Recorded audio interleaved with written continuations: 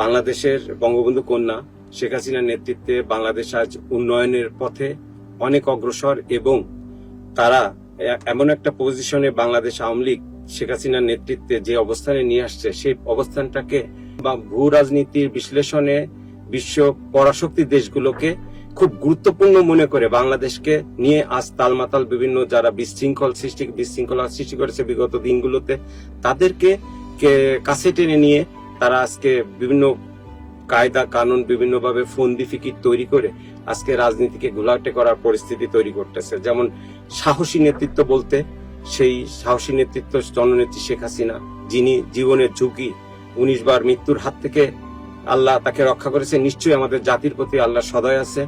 সেখান থেকে আজকে যদি আমরা চিন্তা করি যে আমেরিকার কেন এত তার ইন্টারেস্ট যে আমাদের এই নির্বাচন বা বিভিন্ন পর্যায় নিয়ে তারা দেখেন তাদের দেশের ক্যাপিটাল সিটিতে ক্যাপিটাল হিল যেটা বলে সেটা ট্রাম্পের আমলে আমরা চিন্তা করলে তাদের ওখানে কিন্তু ক্যাপিটাল হিলে যে সংসদীয় ভবনটা তাদের সিনেটরের ভবনটা সেখানে কিন্তু হামলা হয়েছে। আজ আমাদের দেশে কিন্তু এরকম পরিস্থিতি নাই। তারা নিজের ডোমেস্টিক পর্যায়ের যে নিয়ন্ত্রণগুলো অহরহ শোনা যায় যে সেখানে স্কুল কলেজে শিশুদের নারীদের গুলি করে হত্যা করার বিষয়, কিন্তু আমাদের দেশে সেখানে নাই। কিন্তু তারা ওই মানবাধিকারের একটা ঢোল পিটিয়ে আমাদের ভৌগোলিক রাজনীতিতে যখন যেখানে একটা অবস্থান তারা চাই যে যেমন সেন্ট মার্টিন দ্বীপে তাদের একটা ঘাঁটি তৈরি করার জন্য তাদের পরাশক্তিতে সবচেয়ে তারা চীনকে এখন খুবই ঐকান্তিক ভাবে তারা পরাশক্তি হিসেবে বিবেচনা প্রতিযোগিতায় নিয়ে আসছে।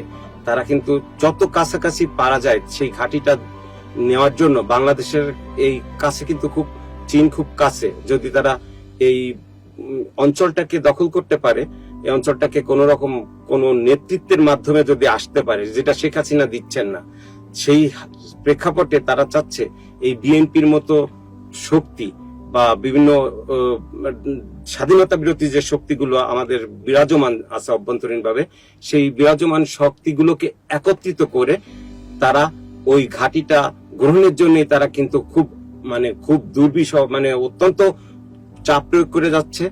তার প্রমাণ সদ্য নির্বাচন হয়ে যাওয়া এরদোয়ানের তুরস্কের, যেখানে দেখা যাচ্ছে কি যে সব ওই স্বাধীনতাকামী সেই এরদোয়ানের ইসলাম ধর্মের ভিত্তিতে যে বিভাজনটা তৈরি করে নিছে, তারা কামাল আতাতুর্কের নীতিতে বিশ্বাসী সেই দেশ দলগুলোকে এক করে তারা করছে কি, তারা এরদোয়ানের বিরুদ্ধে নির্বাচনে কিন্তু অংশগ্রহণ করে। তবুও মানুষ সচেতন কিন্তু যখন হয়, জনসচেতনতা যখন রাজনৈতিক জনসচেতনতা তৈরি হয়, তখন কিন্তু আসলে এটা কেউ কোনো পরাশক্তি কিছু করতে পারবে না।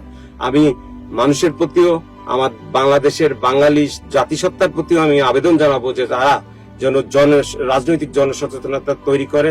ব্যক্তিগত জনসচেতনার পাশাপাশি রাজনৈতিক সচেতনতা অত্যন্ত জরুরি। তা না হলে এইখানে যদি আমরা আমেরিকার বিভিন্ন প্রেক্ষাপট বিগত সময়ের ইতিহাস দেখলে যদি দেখি যে তারা যে দেশে গিয়েছে তারা কিন্তু সে দেশকে একেবারে ধূলিসাৎ করে দিয়েছে, অর্থনৈতিক জঙ্গিবাদের উত্থান তৈরি করেছে। তারা বিভিন্ন কায়দায় কিন্তু সরকারের নিয়ন্ত্রণটাকে প্রতিষ্ঠা করা থেকে বাদ দিয়ে তারা কিন্তু তাদের নিয়ন্ত্রণে নিয়ে আসছে। তার উদাহরণ আমরা ইরাককে চিন্তা করতে পারি, সিরিয়াকে চিন্তা করতে পারি, আমরা এই যে মধ্য এশিয়ার যে দেশগুলোকে অবস্থান তাদের অবস্থানটা চিন্তা করলে আমরা অনেক কিছুই এগুলো বিবেচনায় আনতে পারি। আর বাংলাদেশ কেন গুরুত্বপূর্ণ, আজকে বাংলাদেশ তার ইন্টার কানেক্টিভিটি পদ্মা সেতু বা বিভিন্ন কিছুর মাধ্যমে একটা ভূখণ্ডের মাধ্যমে আজকে বাংলাদেশ পরিচিতি পেয়েছে এবং একটা ট্রানজিট কান্ট্রি হিসেবে রূপান্তর হয়েছে। সেই ট্রানজিট কান্ট্রির আদলে আমরা কখনো কখনো কেউ এমনও বলি যে ভারতের দ্বারা আমরা বেষ্টিত, কিন্তু এখন ভারত কিন্তু শেখ হাসিনা সরকার এমন একটা অবস্থান করে নিয়েছে, ভারত কিন্তু তার পরিমণ্ডলের 7টা 7 সিস্টারের যে প্রদেশগুলো আছে তারা কিন্তু ইন্ডিপেন্ডেন্সি, তাদের ডিপেন্ডেন্সি বাংলাদেশের উপর চলে আসছে। সেক্ষেত্রে আমাদের মহত্ব বেড়ে গেছে, তাদের না। তারা বরং আমাদের পিছনে এখন ঘুরতে হচ্ছে।